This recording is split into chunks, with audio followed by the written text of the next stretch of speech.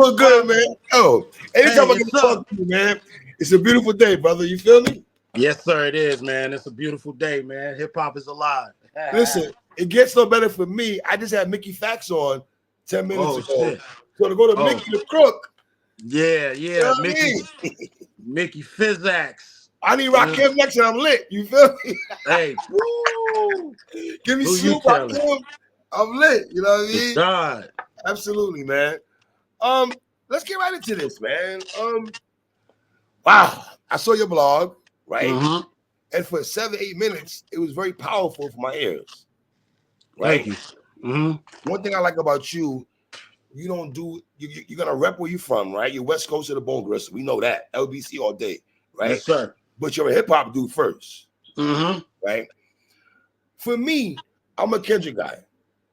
You know what I mean? Okay. Like I've been a Kendrick guy. Like when they talk about the big three of Kendrick, Cole, and Drake, for me, it was always Kendrick, Cole, then Drake. If you want to play, you know, the pecking order game, Crook, right? Right. From Good Kid, Mad City, right, to Section 80, to Damn, to Pimp a Butterfly, to me, it's a 4.5 mic album for me. Right. For whatever the reason, the culture don't really like it. I love that album. Yeah. You know what I'm saying? How Much a Dollar Cost, Mortal Man, UI, all yeah. I love all that shit. Right? Yeah. I guess for you, let's go ahead. What did you think about Drake's last 2 diss tracks? The Taylor Made joint and the Push-Ups joint. I thought the Push-Ups joint was pretty cool. Okay. You know what I'm saying? I like the Push-Ups joint. I was like, okay, you know, we got a contest. Mm-hmm. You know what I mean? I didn't think it would overpower like that. See, and that's the thing, like the record like that is so big and so impactful that even though Push-Ups was a good record, I didn't feel like it overpowered like that. And a lot of people was like, well, like that wasn't a diss record. That wasn't the first round. That was just this. But no matter how you twist it around, right? Metro Boomin, Future, and Kendrick Lamar dropped one of the biggest records in 2024. And it may go down as the biggest rap record in 2024. We can't ignore that because that's what set everything off. Now, that goes back to the power of Kendrick in the culture. He created a whole new environment for 2024 where we got Chris Brown and Amigos, and you feel me? Like he created a moment so crazy in 2024. We got to give, so that's points for me. That's points on his side. Then Push-Ups. Before you go, is it twice? We saw this from Dot with the control verse. Now this, can I say that? Yeah. Okay. We've seen this twice. All right. And it's almost how Cat Williams made all the comedians come out to play. He doing the same thing in the rap world. You feel me? And like I said, I like Push-Ups. The Taylor Made joint, I didn't like. I felt like Tupac is one of my favorite rappers, dog. I mean, that's one of the goats to me. You know what I mean? He on my wall behind me right here. You know, you see the prayer hands. You feel me? Right. That's you know. My bad. That was Hutch from Above the Law. Shout out Hutch, Above the Law. You know what I'm saying? I should have put my shit on airplane. But anyway, Tupac. I've been rocking with Tupac since the Digital Underground days, since same song. You know what I mean? You feel me? I'm a real Tupac fan. It ain't about when he went to Death Row and all that. Nah, I was really rocking with Tupac on Me Against the World, on Tupacalypse Now, on Strictly for My Niggas. So when you go and you use the Tupac voice and you butcher his flow like that, I'm not fucking with that. You know what I'm saying? That flow didn't sound nothing like it. Now, that's aside from the fact that it's a disrespectful thing to use a legend's voice who probably would not have wanted himself represented like that, like, you know, in the battle against, you know, somebody who has so much West Coast. Absolutely. Okay, I got you. You feel me? Because Kendrick went to the Tupac estate when he went over and did his thing. You feel me? To get the blessings. Just like me. If I was going at somebody from the East Coast and I used a Biggie voice on the record, that'll be foul. Niggas know that's a violation. Absolutely. So it's the same thing with Pac. So, but once I got past that part of it and said, okay, let me just listen to see if this was a strategically good move during the battle, I'm like, the flow is so butchered, I can't fuck with it. And then, you know, the Snoop shit was cool. It was cool, man. You know, get a Dr. Dre-esque Chronic 2001 the beat was era fire. beat. The beat was fire. I mean, right. You know what I'm saying? And then, you know, I get it's like an idea that somebody should say, all right, hold up. Let's think this through. I felt like that song was one of those type of songs where somebody that was around him should have said, hold on, man, let's think about this before we drop this shit. Okay. You know, so I wasn't really, he didn't really score no points with me with that one. Matter of fact, I feel like we skipping over Rick Ross's joint because Rick Ross's joint took the steam off of push-ups a little. Just a little. Why you say that, Crook? Tell me why, educate me. Because he came in so fast. He came back so quick. He came back in a matter of hours and changed the conversation. The conversation was fully about push-ups. Then he came in and got a fraction of the conversation.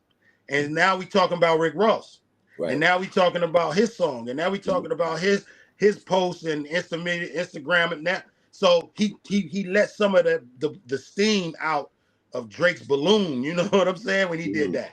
You know what I mean? So then it's like, yo, now we come to Euphoria.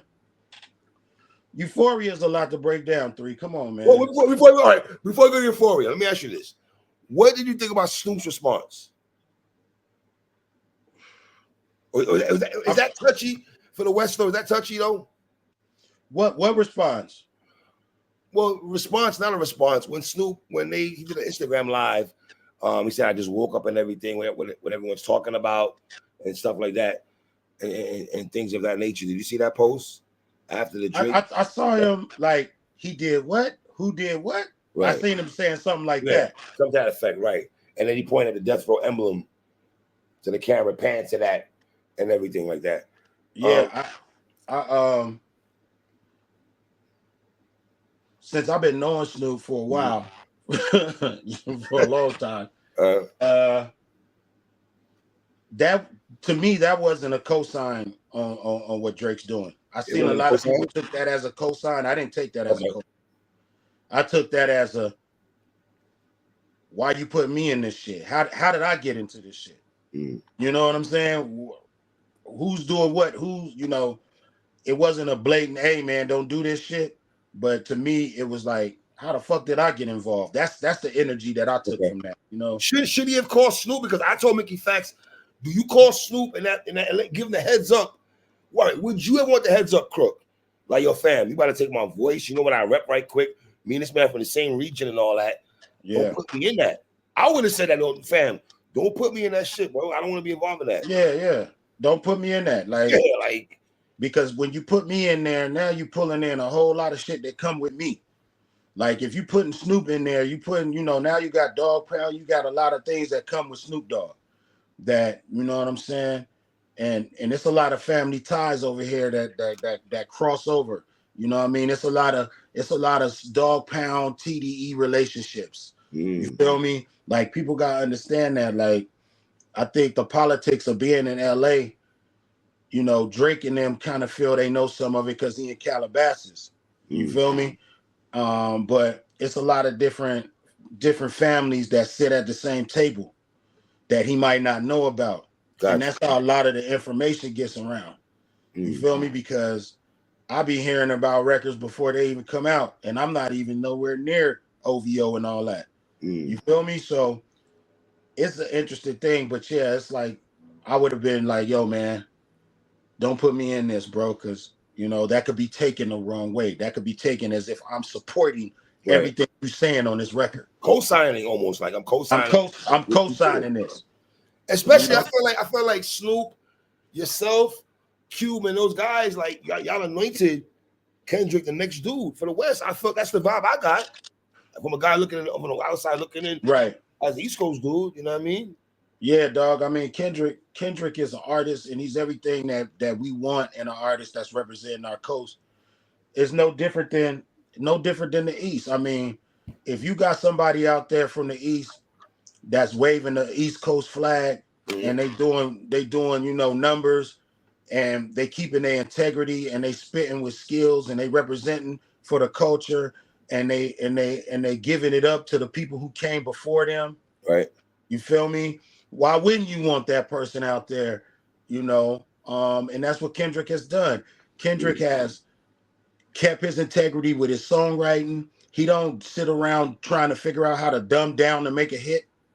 He tell his stories how he want to tell his stories. He keep it real when he get up there on that stage. He don't give a fuck. He probably got Africa behind him or some shit. You know what I'm saying? He don't give two shits about what's going on in the mainstream. He got the Pulitzer Prize. He wins the Grammys and things of that nature. And when he speaks highly of the people who came before him. Yes, he does. Yes, he does. You feel me? Absolutely. I remember they tried to get him on his rise up on an interview. They was like, yo, what's happening? Black Hippie versus Slaughterhouse. Who would win that? What y'all think about Slaughterhouse? And Kendrick had already had platinum albums. And he was like, what you want me to say? That we don't like Slaughterhouse? He said, them the OGs, man. They kicked the door open. You feel me? So anybody with that kind of energy, not just because I was in that group and that was something that had to do with me, but just anybody. I'm the same way, dog. I got Rakim on the wall over here. Like anybody who understands that the people who come before them have trailblazed and did, you know, opened up the door for them and salutes that, I'm with you on that. And Kendrick, he checks all those boxes. So yeah, we are behind Kendrick.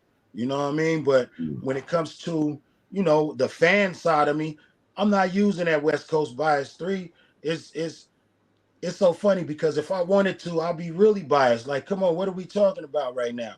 I know that hip hop has changed, and that's what I wanted to talk to you about. All right. Because I wanted to get your opinion. Okay. Hip hop has changed, my brother.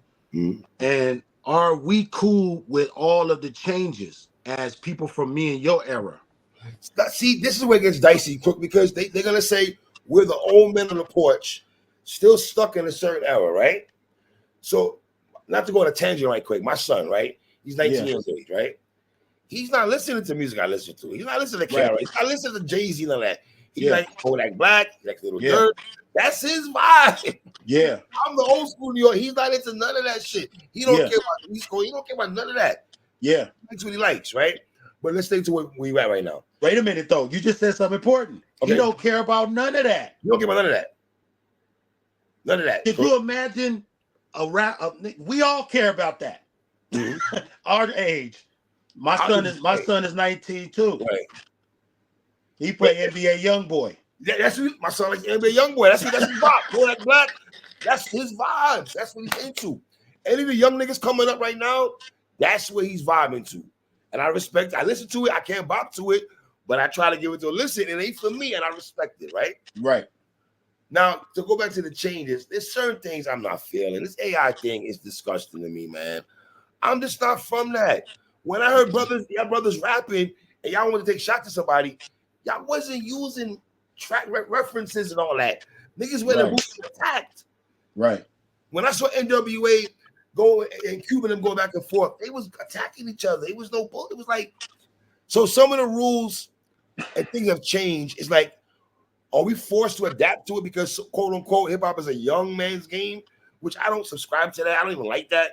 I've always listened to hip hop. I've never stopped listening to hip hop at 47 years of age. Never. Yeah. So I don't know, Crook. It's a dicey situation to me. Well, guess what though? Is it so bad to be the dudes on the porch talking about get off my lawn? What's so bad about that?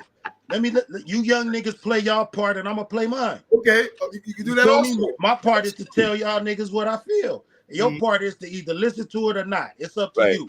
You know what I'm saying? But like, it's really, hip hop is aging. It's 51 years old, and we're starting to journey into new territory because we never even seen that. Me and you, when we was coming up in this shit and we was 18 and 19, we never seen a 50-year-old rapper ever.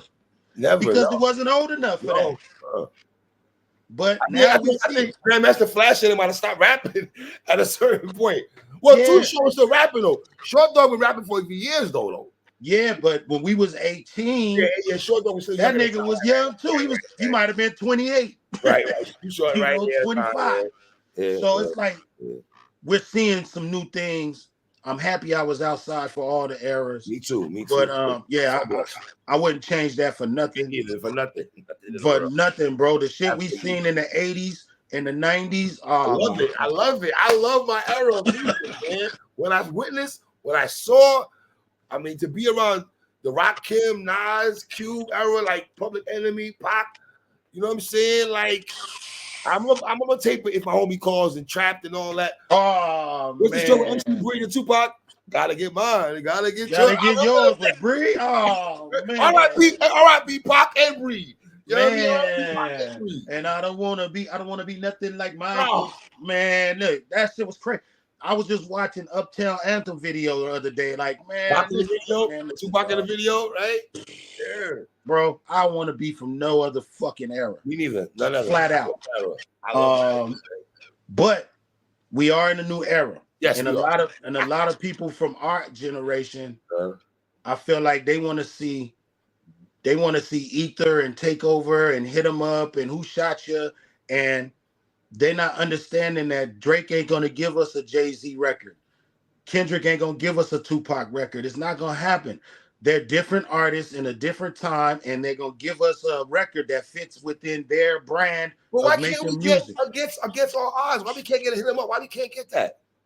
Because you gotta be that kind of artist to begin with. You can't be this artsy lyrical genius named Kendrick, right, and then all of a sudden, because you got a beef, become Tupac. You're not gonna become Tupac, but just because you can't be this party rapping, pop singing, trap making music, Drake, and then all of a sudden you become Nas because you're beefing with Kendrick. It's not gonna happen. Right. They're not gonna metamorphosize into these people from the past that we want to see them do. So we gotta accept, or at least be open to accept, the type of creations that they bring into the table, the type of records they bring. Yo, them two disc records, Push Ups and Euphoria. Okay. Both of them records are super on brand for them artists. Push Ups is super on brand for Drake. That might as well been back-to-back part 2, the way it sounded. You feel me? It's a club driven. I'ma still have the bitches bopping while I'm getting at you on this microphone. Right. And this motherfucking this Euphoria record is typical Kendrick as far as his creative lane that he's in. Starts off with the music slow, doing the Teddy P shit. I want to stay with that. I want to ask you before you go. I want to cut your wisdom out. What was your take on the countdown that people were giving Kendrick? It wasn't fair. I mean, listen, man. Drake has a horde of fans, and they was out there really going crazy. Academics, he just letting it be known what jersey he got on. You know what I'm saying? He not even being sneaky with it at all. He's an OVO guy. He's an OVO champ. He's letting you know what's going on with. Straight OVO. You know what I'm saying? And he counting down all 10 days passed and Kendrick ain't played. 11 days passed.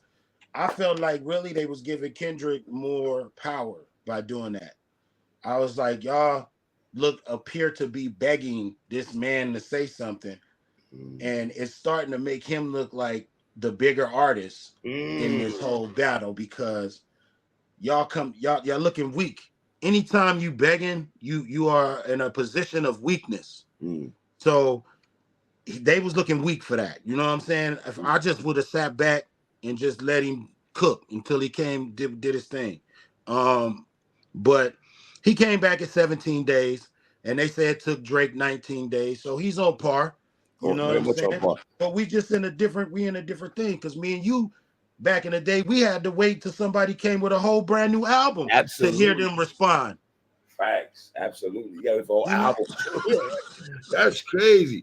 So when you listen to Euphoria, were you nervous with the first 20 seconds? Were you nervous from first, or the MC that you knew something there's gonna be a sharp turn after this brief interlude that he gave us a little bit here? I didn't know it was gonna be a sharp turn, but 3 on everything I love. Right. I'm very open to experiencing everything in hip hop as it changes and evolves. I'm open to experiencing it.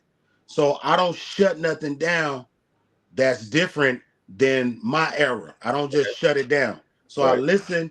I actually thought he was going to spin the whole disc like that. And I was open to listening to that shit. Like, let me hear this. This nigga finna just do a Ghostface and get on some motherfucking OG music and just talk to this nigga how Ghostface was doing Action Bronson. You feel me? Oh, yeah, I remember that. Yeah, I remember that. Yeah, you know, that's what I felt when I first heard that beat drop. I was like, oh shit, he finna go in his Ghostface bag and just talk to this nigga. You know what I'm saying? But then it switched. And I was like, oh. And then he started going. And the first time I heard it, I didn't know how to feel. I said, the shit is dope. I gotta run it back. I listened to it 5 times in a row, bro. Okay.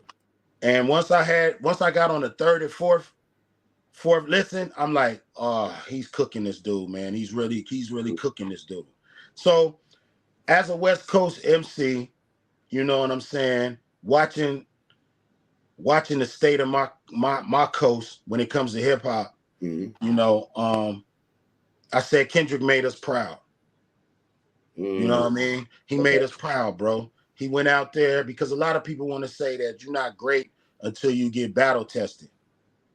You feel me? Is that true? And they'll be like, yeah, you know, but that's, to me, that's a lot of, I get that part of the game and I'm not disagreeing with it, but the way that they present it when they talk about it, they on the sidelines. They don't know. Like they might say, hey, Crook, you ain't battle test, nigga. I was on the motherfucking street corners and basketball courts, nigga, rapping for my life, nigga. Are you fucking crazy? You know what I'm saying? Just because you didn't hear it on a piece of wax, nigga, you don't think I could bring that energy to the studio? Right. You fucking crazy. So it's like Kendrick said, okay, I'm gonna show y'all I'm battle tested. I've been calling niggas out since the Control verse. You know what I'm saying? But now somebody stepped up. Here we go. And I'm finna hit him like this. 3 beat switches, pattern switches, style switches. People don't like his voice when he changes voice, but when he's acting like Drake with that Canadian accent he's trying to do, he's trying to show you the difference between, in his mind, what's corny and what's real. So you listen to this part right here that you don't like when I'm acting like Drake. Yeah, don't you hate that part? Yeah, because it's corny. Now here comes the real. You know what I'm saying? He was doing all type of shit on there, and he was hitting them direct, and he was talking about shit that maybe only him and Drake really know about. You feel me?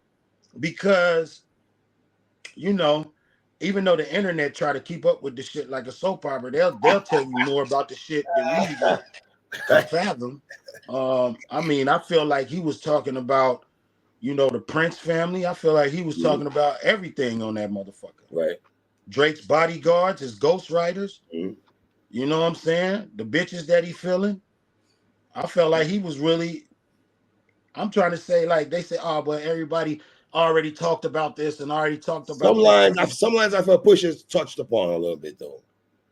Yeah, it's like, you know, this battle, if it goes back and forth, there's gonna be lines that people, you know, have already said about Drake, especially because he's been in some conflict. That's one thing I'll give to him. For a pop rapper, he been in some conflict. Yes, he has. With big artists. You know what I'm saying? He been in some conflict. So, you know, I mean, Common and Drake. You feel me? Like he been in some it's gonna be tough not to say certain shit. It's just how you say it. Okay, Rick Ross did talk about, you know, the surgery, but I'm gonna make a scheme out of it. You know what I'm saying? Because I can't let that go. That shit, what if they didn't hear the Rick Ross one, but they about to hear this one? You know what I'm saying? Like, we just don't know. But I think all in all, he cooked him. And it's on Drake. I think it's on Drake right now. You know, and what I'm hearing is that he got some real disrespectful shit coming. Really? Yeah. Whoa. All right, before I go there, let me just be honest with you. All right. Mickey Fax told me a while ago that when he first heard the track, he thought it was great. Then the second time he played, he thought it was good. Right? I think it's a four mic track, right? I like it. Now, the things with you, guys like Kendrick, y'all really be going to them flow pockets and shit, right? Right. And I ain't saying this because you're here, but I guess I like it the way you do it more because it comes more in a hip hop form to me. Respectfully, you give me that gritty feeling and the way you go into the flow pockets. Some of the flow pockets, like prime example, the Duckworth song on Damn, right? I fucking love the flow pockets Kendrick goes in that song, right? Right. There's some of the flow pockets I liked and some I didn't like, I gotta be honest. But mind you, I got Kendrick up 1-0 because also I feel Kendrick was the first person that did a whole diss track towards Drake. Like aiming at Drake, like one round, second round, third round. Like the last one was kind of scorching when he went to other shit and stuff like that. But is this a warm-up diss track you feel until Kendrick waiting for Drake? Is it gonna be one of those things? I think that we call stuff warm up when it's not fatal to us. How do you feel about that terminology, warm-up diss tracks? How do you feel about that? Yeah, because I just feel like that mean that it wasn't deadly enough to the listener. Whoever said this, just like that's what they throw out. Like, if it's not a knockout blow, they say, oh, that's just a warm up. What that man went in that studio tried to knock somebody out. That's what the fuck he was doing. He wasn't warming up. You know what I'm saying? Drake wasn't warming up when he made push-ups. Right. If push-ups, let's take it back to J. Cole. J. Cole 7-minute drill would have knocked everything off the table. We wouldn't even be having this discussion. It'd be a different discussion right now. So let me ask you a question about Cole right quick. Let me ask you. You're the best person to ask this question about. All of this crook made J. Cole not want to rap. All of this made him tap out. No. I thought Cole was not my mind. In the last 2 years. Not my mind. I think that's the way that a lot of people look. J. Cole is a humble beast, and he's a very not on records. He comes off as a very respectable type of guy. Okay. People want to see him win. You feel me? Right. So I feel like it's a lot of people in the culture making excuses, and they saying this is why J. Cole backed out because he didn't want to see all this AI and Rick Ross and you know what I'm saying? Like I think they saying, that's why he had the foresight to see he wanted to bow out before this. Some Kendrick fans are saying he wanted to bow out because he knew he couldn't fuck with Kendrick. I don't think it's none of that, bro. I think the record didn't land. I just think it didn't land how he wanted it to land. Does he still apologize if that record lands like on the level of an ether? I don't know. I think that he might have kept it going. But that's just my opinion. I feel like the record didn't land how he wanted it to. And of course it didn't. That album was already made. Right. You feel me? So we know that you went in there and cooked that up real quick. Don't let the internet, don't let the motherfucking internet push you into cooking up some mediocre shit. Don't do it, guys. Don't let these comment sections and all these posts and where you at and all that. Absolutely. Don't do it. Yep. Because once it's out, it's out. Right. And ain't no pulling it back. You could delete it off of the shit, but guess what? Ain't nobody gonna forget that record. Nobody gonna forget that shit. No. 7-minute drill was cool. It's crazy when you got better records coming at imaginary MCs on the same album. Crocodile Tears is washing 7-minute drill. Absolutely. I love J. Cole. Crocodile Tears is fire. Man, if he would have had that energy on 7-minute drill. Even 3001 also. I love that 3001 too. I love that joint too from Cole. So now Cole is in a position where it's like, damn, can I come out on the fall off and say I'm the best? See, can he? I'm gonna ask you that. Can he? I want to ask the MCs. Can he? If he does, he has to do it. He has to make us believe a valid reason why he apologized, and he got to smoke something so cold that it's like, yo, he really was just not feeling the negative energy, because if he wanted to, he could have demolished him. He could have demolished everybody. Right. Like, we got to hear him smoke something on the level of the first time I heard Lyrics of Fury. or I heard, you know what I'm saying, Men at Work by Cool G, or you know what I'm Yes, saying? yes. Like when I first heard them type of records, like he got to take it to that level for me to be like, yo, okay. Because right now, bro, nobody want to hear him say he the best. Right. You know, and that's a fucked up position. But I mean, he say this is his last record anyway, but I don't know, bro. It's we've seen some shit. This is a whole new era, bro. We see some shit. Were you disappointed with the apology from Cole?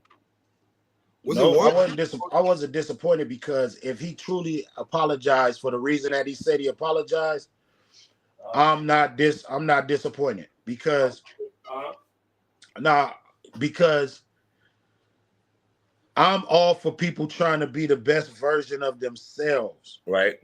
Okay, rap and hip hop is our life, but there's other parts of our life, and trying to be a better man and trying to be the best version of yourself is something that I find very important. And if he felt like that energy was not aligning with who he's trying to become, then, and if that was his real intention, which I'm on the fence about, I think the record just didn't land. But if that was his real intention, then I have no debate a disappointment with that, none, because at the end of the day, when the music turned off, we got to be human beings and we got to live our lives and we got to be cool with what we see in the mirror, bro. You know what I'm saying? And I kind of think that was something that was going on too with the Royce and the Lupe shit. You feel me? Because Royce had sent me a record. That record that Royce did against Lupe, it was 5 minutes longer than that, the original version. Really? Yeah. It was 5. He had 5 whole minutes he chopped off of that record. You feel me? And he was getting a little more personal. And let me tell you, it came at a time, and I'm just speaking on rap shit right now. So all you fans, ex-fans of Slaughterhouse, you know, I'm not trying to get no clout off of that shit. Fuck y'all. Nice.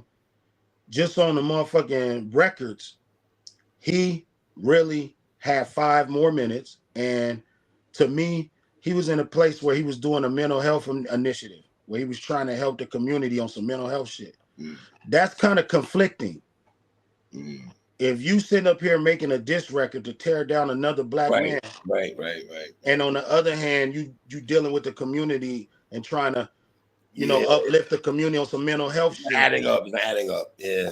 You feel me? I got you. And that's why I feel like he didn't come on some fierce, I'm a destroyed, you know what I mean? It was other things going on. And I bring that back to the Cole point. Cole is trying to advance himself as a human and in his spirituality and just, you know, his humanity. And that wasn't adding up. Like all them comments, the phone calls, the text messages, the energy, it probably wasn't adding up, man. Now that I think about it more, he probably is being truthful for the reason that he got out the way. I want to ask you a question about this one particular line that Cole said. I mean, that K-Dot said, right? He said, niggas don't like the West Coast. I'm fine with it. I push the line with it. Is that, you feel that way? I feel like some niggas in rap media don't. Okay. I feel like some niggas in rap media don't. And I always got to tell this to my homies because they don't go some of them don't travel as much as me. So they've never been in New York and felt the love. All they do is get on their phone and see somebody with a rap media outlet, you know. Okay. Got you. Saying something that, you know, they feel is, oh man, they don't fuck with the West. You feel me?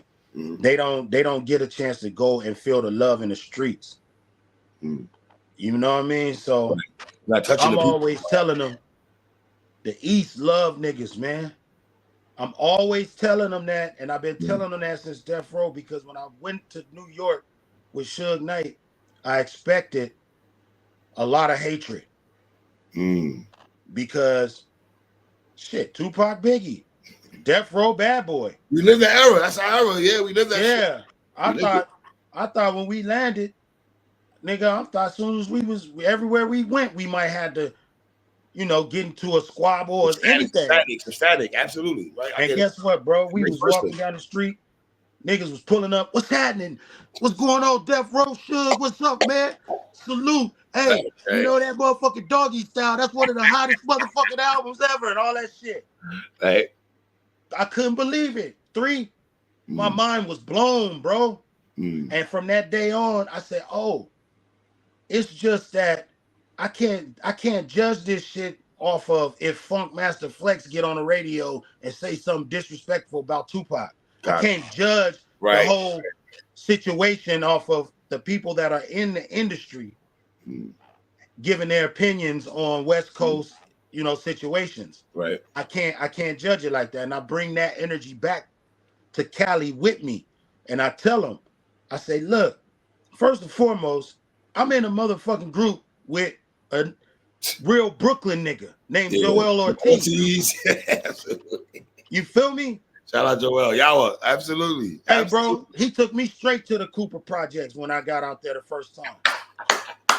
Shout out Yawa, man. That's absolutely, man. You feel me? Absolutely. It was Cooper Project niggas holding me down up at Starlet's. You feel me? Shout out Starlet's. That's a good time to start it. Shout out Starlet's. Different story, Crook. Different story. We're talking about that. So, yeah, for sure. No, but I feel you. And vice versa, probably also a child. You know what I mean? Yeah. So, I saw Glass Malone's tweet though. He said we riding though. Glass Malone made it straight up and down saying, "Yo, we riding and shit like that." I just don't want it to be like it's a West Coast versus, you know what I mean? Yeah, and I think, and it's funny because Drake is from Toronto, Canada. Right. But it's the opinions of people like Gilly. You know what I'm saying? I didn't like Gilly's comment. I didn't like Gilly's comment at all. I mean, me and Mickey Facts, I didn't like it at all. Yeah, bro, come on. It's corny. Like, come on, man. Like, you write raps, bro. Come on. It's that kind of energy. And yeah, bro. Cameron, it's funny because I see I see you got Kendrick. I see other rappers got Kendrick. Then I see Cameron and Mace got Drake. Then I see Gilly comments. It's like, where we at now? With that, where we at? Is it relationships? Is it relationships that are we doing this because niggas are giving you favors or coming up to your parties or at your events or some shit like that? Where absolutely don't say nothing. Then just don't say nothing. Absolutely. Or just because guess what? Drake is one of the biggest artists in the world. But he's outside more than Kendrick as far as interviews, right? Absolutely. And events. Okay, that's more discreet. Absolutely. So who are you more likely to get a favor from out of Kendrick and Drake? Drake, twice on Sunday. There you go. You know what I mean? So that and when we start thinking with that mind, we're not keeping it all the way 100. You know what I'm saying? But it's like, all right, cool, man. I don't like that. Just keep it. I don't care who I like, who I don't like. If you drop a dope track, this track is a dope. This track. There's nothing you can really do about that. You know? Nothing you can do when you drop a dope track. That's it. You either dope or whack. That's it, man. I don't even look at all that shit, dog. Like. That's why I surround myself and this is where I come to think about shit, man. I got fucking Beastie Boys, Run DMC, DMX, Nas, Snoop Dogg, Dog Pound, Biggie, Jay-Z, Tupac, Nipsey Hussle, Rakim, NWA, Queen Latifah. Like, nigga, this is hip hop shit. You know what I'm saying? Real quick, how does it feel to have the best Eminem and Rakim interviews? It feels so great, bro. I'm trying to get the next M interview for his new album. It feels so great because I don't even understand. Man, listen, Rakim, man, people might not understand his impact in 2024. They might not really, man. Hold on, bro. You good, bro. You good, cuz. You good, fam. Hold on, man. You good, fam. Hey, look, man. It's going crazy right now. Everybody. Niggas, what's your opinion, sir? Yo, it's going crazy. You know what I'm saying? No, but the guy, man, he got a little thing that he got called Rakim Presents I'm probably not supposed to be talking about this, but yeah, I'm on a joint with Rob. We did a joint. Okay. You know what I'm saying? And to me, that's a fucking. I call M. I said, M, I just did a joint with Rakim. He said, no, you didn't. I said, yeah, I did. He was like, oh my God. See, this is the thing. We real hip hop motherfuckers, bro. You know what I'm saying? Right. But yeah, man, it feels great to have some great interviews with those brothers. Mickey Fax had made a comment to me. He said he had read somewhere, somebody tweeted out the West Coast has the best diss tracks of all time. And I ain't gonna lie, we was going through them joints so crook. Even as a New York niggas, we had to give it up though.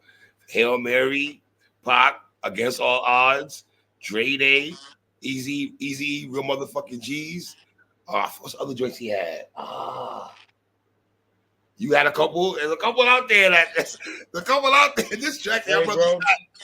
Huh? We got some great diss records, man. Because it's gang culture over here, bro. Hey, listen, man. Gang culture infiltrated the way we represent hip hop. We represent this shit like it's a gang, right? You know what I'm saying? And we ready to go balls to the wall for this shit. You know what I'm saying? So you feel that energy on West Coast diss records. You feel it like, nah, nigga, this what? So, but I can't say that because, I think that there's great diss records all over the whole country. There is. Because, nigga, the bridge is over, my nigga. Karis One, that's come on, man. Nigga said nigga, what? The bridge is over. Jack the Ripper? Yeah, Jack the Ripper, right? Nigga took on a whole borough, whole projects. Karis on the whole projects. Bro, we got so many of those motherfuckers, bro, on both sides of the table. Absolutely. It's crazy. I love this shit though, bro. Like, I love it. Straight Outta Compton album or Niggas for Life album? I'm gonna go with Straight Outta Compton because Ice Cube did his thing. Production wise, Niggas for Life is the prequel. It's the pre-album to the Chronic. Sonically. Okay. That's when, if you listen to Niggas for Life, now Dre is getting into his G-Funk bag early. You feel me? With he's replaying old Bootsy Collins and he's replaying, George Clinton shit. I'd rather fuck with you all day. Yeah, that type of shit. You know what I'm saying? Like I'd rather fuck you. Yeah. On the production tip of she swallowed it. All them drinks is hard. Yo, they hard. Niggas for Life was hard. See, that's what I'm gonna give you pushback. I got Niggas for Life over Straight Outta Compton. But you know why I got Straight Outta Compton? MC Ren MVP. MC Ren did his thing, bro. MVP. But see, I'm not mad at that because both of those shits is hard to me. Right. I just like the impact of Straight Outta Compton because Fuck the Police was a very pivotal moment in hip hop. And I feel like it was some more social conscious, street conscious shit in there. Street knowledge. Right. They fucking with me because of the color of my skin and topics like that was flying around on Straight Outta Compton. If you do Kane, you a stupid motherfucker. Niggas wasn't really glorifying the shit. They was like, being real about the drug situation in our community and all that. And then the production was like a West Coast bomb squad. And people don't understand to me, because Dre is a DJ. So he got break beats flying in the middle of songs, and then come back to the other part. Like it reminded me of some Bomb Squad type shit. And to me, Bomb Squad is one of the most underrated production companies in the whole motherfucking world because them niggas made pure hip hop at its purest form. The DJ was involved. The sampling was involved. Like everything was there. You know what I'm saying? Like if you go listen to Night of Living Bassheads, the DJ is talking. The DJ, if fuck an ad lib from a rapper, Terminator X was the ad libs. Yeah. When the niggas say same ones they used to do Herb, yo Herb, you know what I'm saying? In the background, this shit is real motherfucking hip hop the niggas was putting together. So I really salute that kind of motherfucking production. I wish some of these young guys would get on that, where they just making organize chaos and sound good as a motherfucker. You know what I mean? That's why it was so dope to see Kane, Cube, and Chuck D on the Hollywood Bird song. It was so dope to see them on that drink together. Because Chuck D voice and Ice Cube's voice are very like strong black militant soldier. Yeah. Like Chuck D, I call him Malcolm X of hip hop. Yeah, man. Chuck, burn Hollywood, burn. Tupac, yo, we about to go watch a movie. Flavor Flav is classic. Yes, absolutely, man. Absolutely. So you got Straight Outta Compton over that. Okay, I ain't mad at that. Daz as a producer, does he get enough props? No. Daz produced. If you look at the credits of Daz production, it's ridiculous. Yo, one time I was bored. I'm reading shit on the internet, right? They had a track list of all the beats Daz did. Yo, I don't think a lot of niggas know. I had to screenshot that shit. I was shocked to read some of the credits that's behind Daz's name on beats that he's done throughout his career. Bro, that man made ambitions as a writer. Man, come on, bro. Like that man made some shit. Daz don't get it. Superfly neither though, because Superfly was co-producing a lot of shit. Like Superfly played all them instruments on Big Pimpin', boom, boom, boom, boom. Like he nasty. Who got some gangster shit? Yes. Like they just did a lot of shit. They don't get their credit at all. All right, the Big Pimpin' song with Daz, Dogg Pound, or Jay-Z, and you ready for this? I like the version above the soundtrack, above the rim soundtrack. Big Pimpin' song more. Me too. You know what I'm saying? Woke up in the morning, got some bomb ass. You know what I'm saying? That shit is hard. I like both songs. Daz killed that shit though, boy.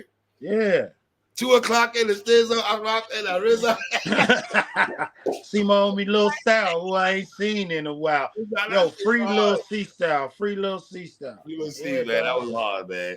Also, the Alcoholics. I was a big Tash fan. Yeah, man. Love Tash. Love the Alcoholics.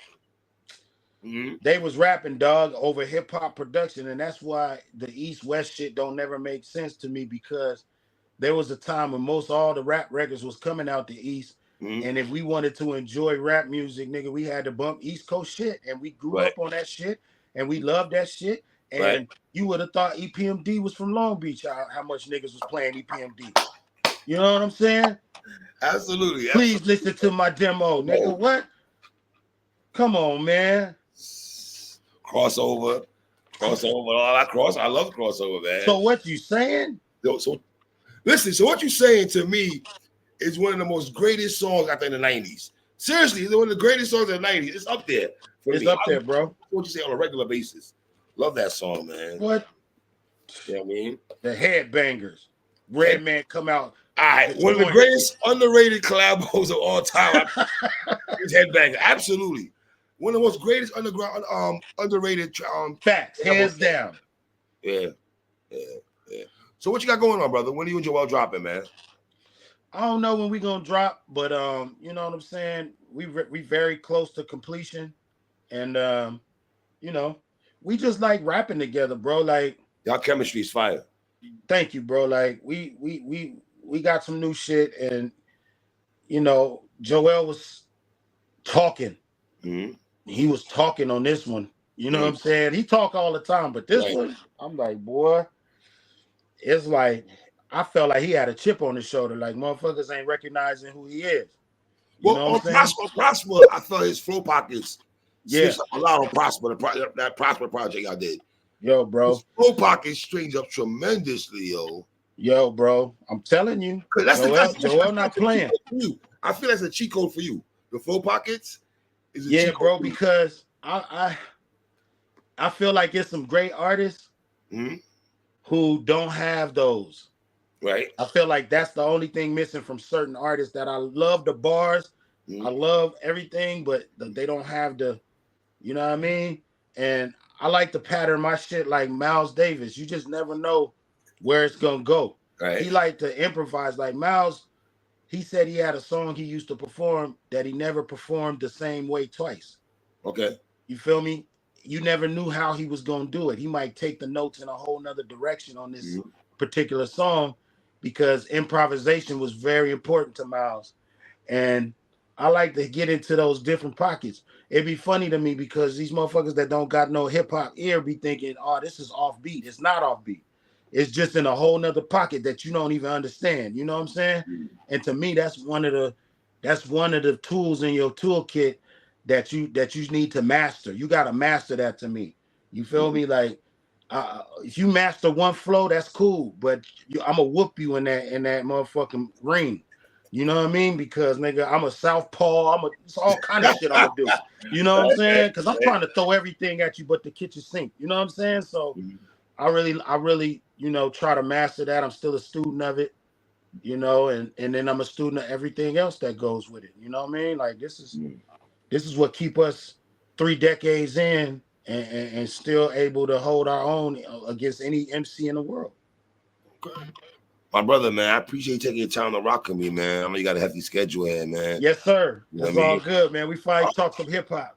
Hey, listen, before you go, are you gonna drop any music this year before the year's out? We dropping this year. I'm dropping some solo shit this year. Some solo shit. I'm already working on my solo shit. Well, I got a whole this is a whole other conversation, but yeah, I'm working on some solo shit right now. Okay. Yeah, so we doubling up, man. We just trying to put out the music. You know what I mean? Just keep rapping, man. Having fun. Absolutely, my brother. Absolutely, man. Cook, I appreciate you, man. I love you like cook food. I appreciate you, King. Love you, my brother. You be good. Peace and blessings to you and the seed and the fam and all that. And always. Let's keep going, baby.